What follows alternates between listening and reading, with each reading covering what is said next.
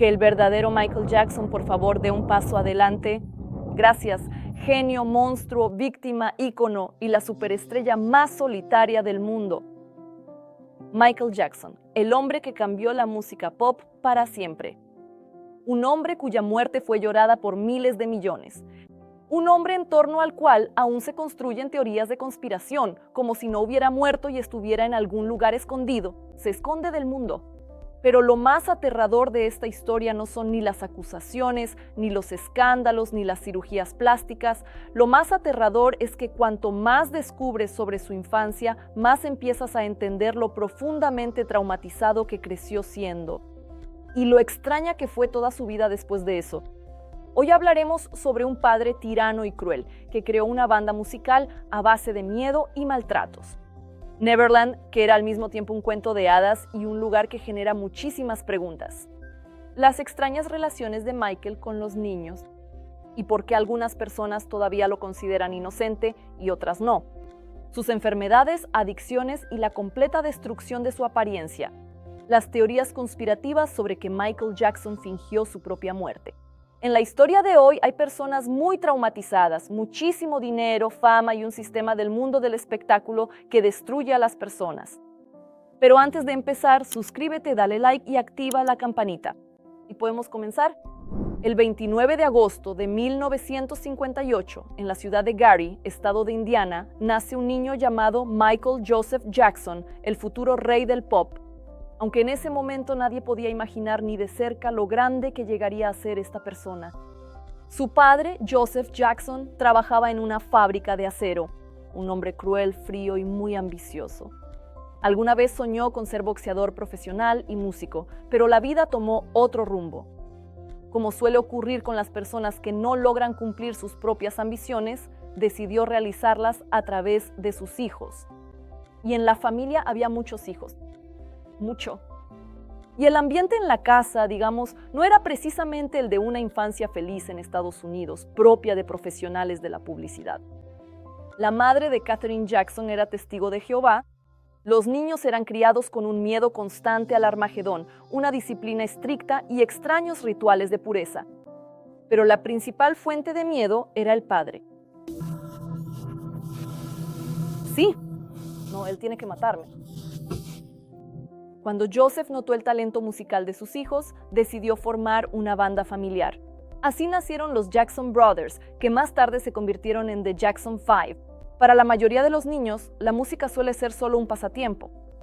Pero para los hermanos Jackson, esto era un trabajo bajo la dirección de una persona a la que temían hasta el pánico.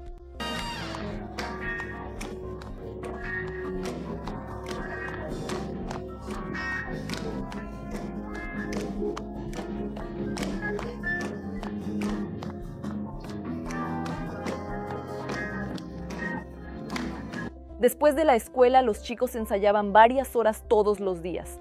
Si alguien cometía un error en el baile o la música, comenzaban los golpes, el cinturón, el cable de los aparatos, las humillaciones y los castigos. Una vez, Joseph obligó a los niños, tras otro fracaso, a cargar bloques de cemento. Durante horas, y si alguien hacía mal un movimiento, les ordenaba cortar una rama del árbol ellos mismos con la que luego los golpeaba.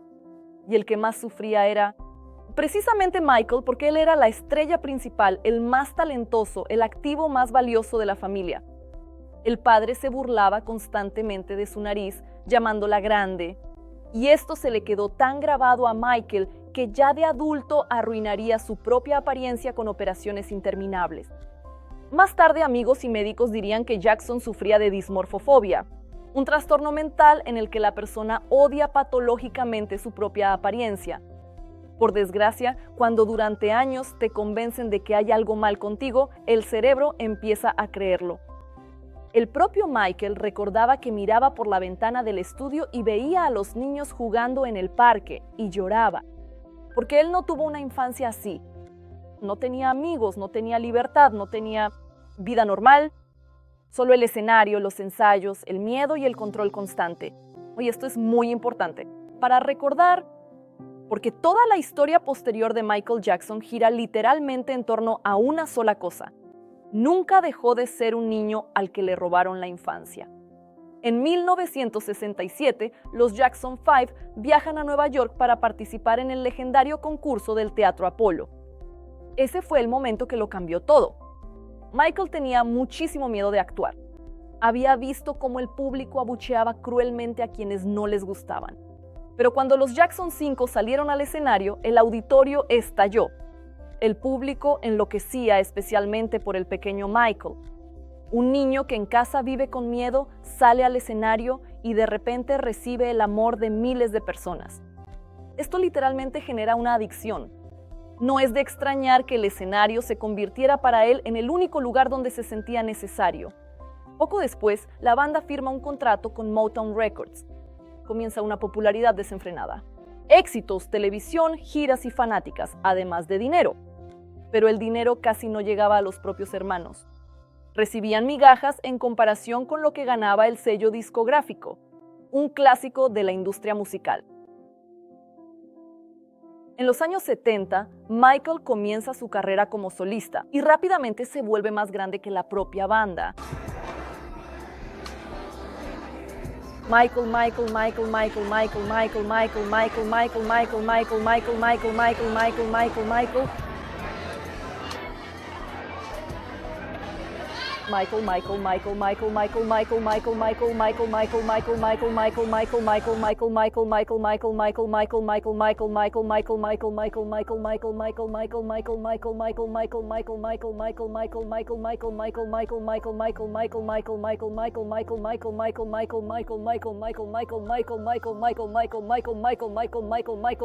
Sus videoclips cambiaron la industria, sus bailes cambiaron el mundo entero, pero al mismo tiempo comienza otra historia. Su apariencia empieza a cambiar drásticamente.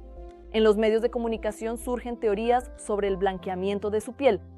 En realidad, Michael tenía vitiligo, una enfermedad que provoca la pérdida de pigmentación en la piel.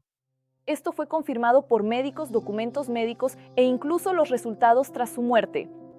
Pero debido al lupus y a numerosas operaciones, su rostro se iba deteriorando, especialmente la nariz. Según estimaciones de cirujanos, pudo haberse sometido a más de 10 rinoplastias. Michael intentó toda su vida huir de sí mismo, de su infancia, de su apariencia, de la imagen del niño al que humillaba a su padre. Pero cuanto más intentaba huir, más se destruía a sí mismo. En 1988, Michael Jackson compra una enorme mansión en California y la llama Neverland en honor a la isla de la historia. Sobre Peter Pan, ese mismo niño que nunca llegó a crecer. Para Michael fue un intento de construirse físicamente la infancia que nunca tuvo. En un territorio de más de 1,100 hectáreas había casi todo lo que un niño puede imaginar. A quien le dieron un presupuesto ilimitado y le dijeron, hazte tu propio cuento de hadas. Una gran mansión, un lago, una cascada, un cine, una cancha de tenis, un ferrocarril y un parque de atracciones. Además, carruseles, una noria y montañas rusas, así como máquinas recreativas y un zoológico con animales exóticos. Allí vivían llamas, tigres, jirafas, aligatores, serpientes y osos. Y por supuesto, el famoso chimpancé Bubbles. Dentro de la mansión también había muchos detalles extraños y lujosos. Por ejemplo, Jackson compró una estatuilla del Oscar por la película Lo que el viento se llevó por más de $1 millón. En el vestidor, detrás de la ropa, había una habitación secreta y segura, prácticamente un panic room, donde uno podía esconderse en caso de peligro. También en Neverland se guardaban disfraces, objetos raros, regalos de celebridades y artículos que parecían haber sido coleccionados por un hombre inmaduro, o por un niño muy rico con acceso ilimitado a subastas.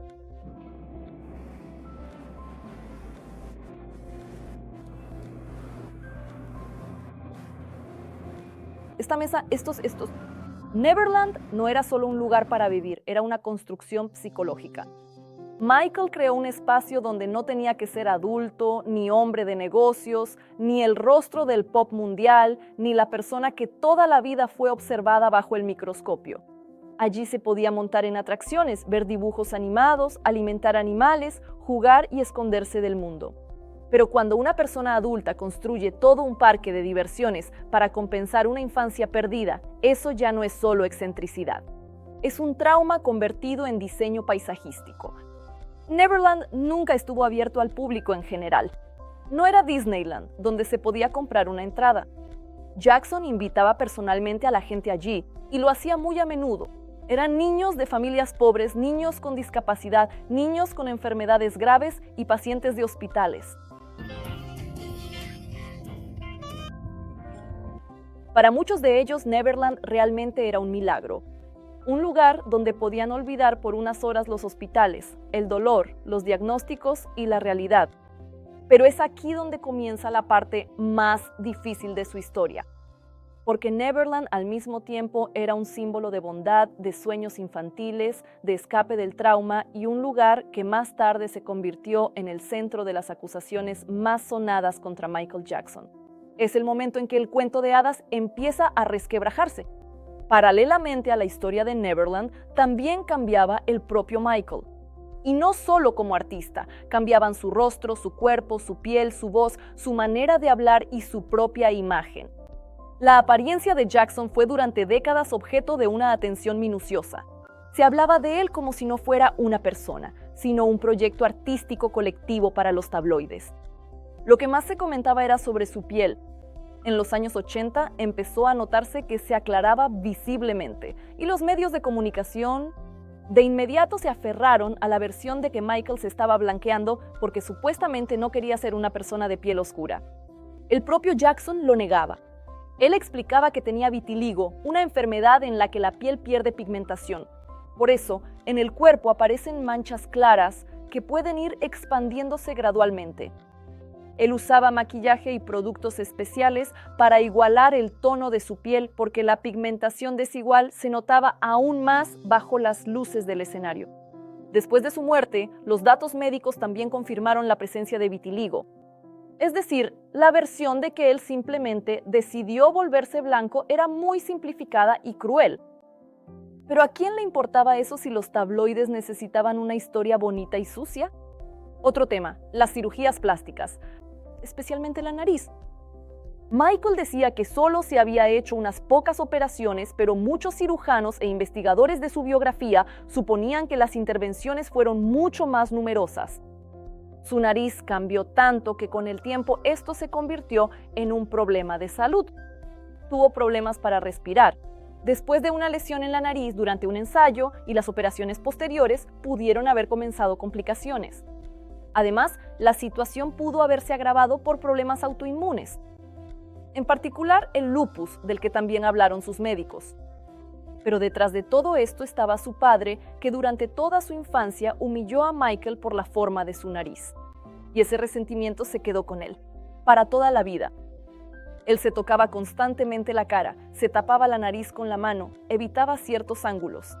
Por eso, sus cirugías plásticas parecen una guerra contra su propio reflejo. El mundo veía a un artista extraño que se había transformado a sí mismo. Y por dentro, probablemente, había una persona que aún escuchaba la voz de su padre e intentaba borrar de sí misma aquello por lo que alguna vez fue humillada. Y ahora llegamos al tema más escandaloso, las acusaciones de conducta inapropiada hacia los niños. Esta es la parte más oscura y dolorosa de su biografía. Y aquí es importante no caer ni en el fanatismo de él es un santo, ni en el sensacionalismo de los tabloides de todo es obvio. Porque el caso de Michael Jackson es un enredo de testimonios, dinero, fama, comportamientos extraños, juicios, medios y traumas. Y de preguntas para las que aún no hay respuesta, que pudiera satisfacer a todos. El primer gran escándalo estalló en 1993. Se trataba de un niño llamado Jordan Chandler. Michael lo conoció a él y a su familia, después de lo cual comenzaron a tener una relación muy cercana. Jordan visitaba Neverland, pasaba tiempo con Jackson y viajaba con él. Para Michael, probablemente parecía una amistad con un niño, en la que podía volver a sentirse parte del mundo infantil. Pero desde fuera, al menos, parecía extraño. Un hombre adulto, una superestrella, un niño, noches juntos, regalos caros y una fuerte cercanía emocional. Aquí, incluso sin un trasfondo criminal, ya hay muchas señales de alerta. El padre de Jordan, Evan Chandler, posteriormente acusó a Michael de conducta inapropiada hacia su hijo. Se inició una investigación. En el caso había momentos muy controvertidos. Por un lado estaban las declaraciones del niño, Por otro lado, existían grabaciones de conversaciones en las que el padre sonaba así, como si pensara principalmente en el dinero y en arruinar la carrera de Jackson. Al final, el caso se resolvió con un acuerdo civil extrajudicial. Michael pagó a la familia Chandler una gran suma, alrededor de $20 millones. Pero no hubo condena penal, y esto todavía lo utilizan ambas partes. Los seguidores de Jackson dicen que si él fuera culpable, lo habrían condenado, y que el pago fue una manera de detener el infierno mediático y proteger su carrera. Bueno, y los críticos dicen que la gente inocente no paga esas sumas así porque sí. Lo cierto es que, legalmente, un pago no equivale a una admisión de culpabilidad, pero desde un punto de vista moral, para mucha gente parecía una muy mala señal. Y después de eso, la vida de Michael nunca volvió a ser la misma. En 2002, Michael Jackson aceptó participar en un importante documental del periodista británico Martin Bashir. La idea era simple: muestren al verdadero Michael. Bueno, al menos así se lo vendieron al propio Jackson. La película se titulaba La vida con Michael Jackson. Bashir tenía acceso a Michael, a su casa, a sus hijos y a su entorno. Lo filmé en su vida cotidiana mientras paseaba por Nunca Jamás. Pero después del estreno de la película quedó claro que era una bomba mediática que explotó justo en la cara de Jackson. La mayor repercusión la causaron las escenas en las que Michael contaba que permitía a los niños pasar la noche en su habitación. Él explicaba que era algo inocente, decía que les daba la cama a los niños y él dormía en el suelo. Para él eso era una muestra de confianza, bondad y simplemente cuidado. Pero para los espectadores eso sonó catastrófico. Porque después del escándalo de 1993, cualquier frase sobre niños en el dormitorio de Michael ya no podía percibirse de manera neutral. Aunque él mismo no veía nada malo en ello, la sociedad veía algo completamente diferente. En la película también apareció Gavin Arvizo, un niño que luchaba contra una enfermedad oncológica y a quien Michael ayudaba. En una de las escenas, Gavin tomaba la mano de Jackson y apoyaba la cabeza en su hombro. Para Michael, esto podía ser un gesto de ternura y apoyo para millones de espectadores. Pero para otros era otro motivo de preocupación. En general, Michael parecía vivir según su propia lógica. En un mundo donde un hombre adulto puede dormir en la misma habitación con niños ajenos, tomarlos de la mano, construir con ellos relaciones emocionalmente cercanas y no ver cómo se ve eso para el mundo exterior. Y el mundo exterior veía a una persona no traumatizada que intentaba recuperar su infancia. Veía a una superestrella con acusaciones pasadas que nuevamente mostraba límites muy peligrosos. Después del estreno de la película, comenzó una nueva investigación. Y esta vez el caso llegó a un tribunal penal. En 2003 arrestaron a Michael Jackson. Le presentaron 10 cargos relacionados con conducta inapropiada hacia un menor. Intento de ese tipo de conducta con contacto físico y suministro de alcohol a menores. El principal acusador fue Gavin Arvizo, el mismo chico del documental de Bashir. La acusación intentó demostrar que el comportamiento de Michael no era una casualidad, sino que seguía un cierto patrón. Se acercaba a los niños, les daba acceso a su mundo de fantasía, les regalaba atención, dinero, regalos, y luego los límites se volvían peligrosos. La defensa, en cambio, presentaba otra versión de los hechos. La familia Arvizo supuestamente quería aprovecharse de Jackson, económicamente. Y el propio Michael era una persona extraña, traumatizada, infantil, pero no un criminal. Varias personas testificaron a favor de Michael, entre ellas Macaulay Culkin. Él dijo directamente que se había quedado a dormir en casa de Jackson, pero que no hubo nada inapropiado por parte de Michael. También en defensa. En ese momento también testificó Wade Robson, quien de niño tuvo mucho contacto con Jackson. Más tarde, ya después de la muerte de Michael, Robson cambiaría su postura y se convertiría en uno de los protagonistas principales de un documental. ¿A quién se le echará la culpa a Jackson? Esto complica aún más la historia, porque algunos dicen que finalmente pudo decir la verdad. Bueno, dicen otros, cambió su testimonio cuando Michael ya no pudo defenderse. En 2005, un jurado declaró a Michael Jackson inocente, en todos los aspectos. Legalmente fue absuelto. Las pruebas resultaron no ser lo suficientemente convincentes. El testimonio de la familia Arvizo generó dudas. El jurado no encontró motivos para un veredicto condenatorio.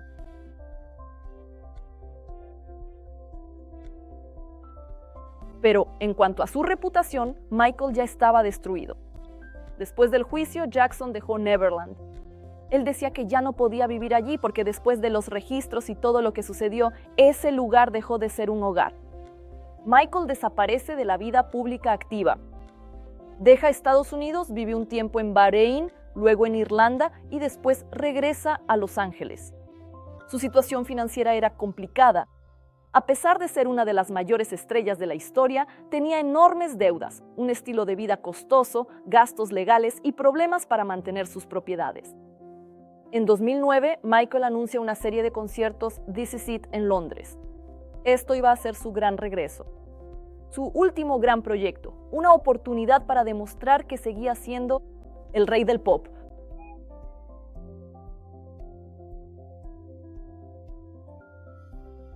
Pero la preparación fue agotadora. Después de todo, tenía 50 años, sufría problemas de sueño, dependencia de medicamentos, agotamiento físico y una enorme presión. Y el 25 de junio de 2009, Michael Jackson muere.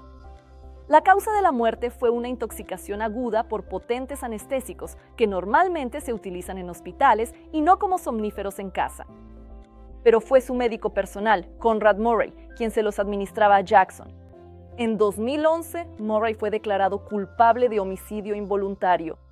Fue condenado a 4 años de prisión, pero cumplió mucho menos. La muerte de Michael se convirtió en un acontecimiento global. Su funeral fue visto por miles de millones de personas. Michael Jackson soñaba. No, Michael Jackson soñaba. No, no, no, no, no, no, no, no, no, no, no, no. Tras su muerte, su música volvió a escalar en las listas de éxitos. Las ventas de álbumes aumentaron drásticamente y los ingresos póstumos alcanzaron miles de millones de dólares. Siguió siendo uno de los artistas más rentables incluso después de su muerte. Pero junto con esto no desaparecieron las controversias. Para algunos, Michael Jackson es un genio que fue destruido por su padre, el mundo del espectáculo, los medios y sus propios traumas. Para otros, una persona cuya fama le permitía comportarse fuera de los límites normales de conducta. Para un tercer grupo, es a la vez una víctima y una figura muy problemática. Y quizás es precisamente por eso que todavía hay tantas teorías de conspiración a su alrededor. Hay personas que creen que Michael no murió, sino que fingió su muerte para escapar de las deudas, los juicios y la atención del mundo. Analizan fotos de la ambulancia, el comportamiento de la familia, el ataúd cerrado, coincidencias extrañas y cualquier pequeño detalle que supuestamente demuestra que él está vivo. Existe una teoría de que se escondía bajo la apariencia de otra persona, de Dave, su viejo amigo que sufrió terribles quemaduras en la infancia.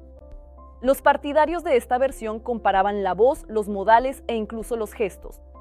También existían teorías completamente descabelladas sobre servicios secretos, programas gubernamentales, la eliminación de Michael y su conexión con Tupac. No hay pruebas de esto, pero en los foros de fans nunca hacen falta pruebas. Y, lo más importante, su historia sigue cautivando hasta hoy. Porque esto es sobre lo que sucede cuando a un niño lo convierten en una máquina de fama, cuando el trauma se disfraza de brillo, cuando el dinero permite crear tu propio cuento de hadas, pero no cura lo que se rompió por dentro. Neverland debía ser el lugar donde Michael recuperaría su infancia, pero se convirtió en el lugar después del cual el mundo ya nunca lo miró igual. De la misma manera. Y en esto probablemente reside la mayor tragedia de Michael Jackson. Toda su vida intentó escapar hacia un cuento de hadas, pero la realidad lo alcanzó de todos modos.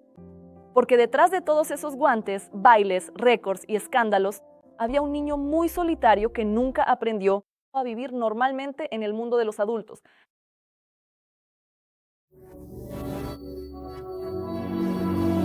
¿Y ustedes qué piensan sobre esta historia? ¿Consideran a Michael inocente o por el contrario? ¿Y cuál es su canción favorita de Jackson? Suscríbanse, denle like y activen la campanita, porque aún quedan muchas historias sobre personas icónicas, extrañas y controvertidas, a quienes el mundo adoraba y destruía al mismo tiempo.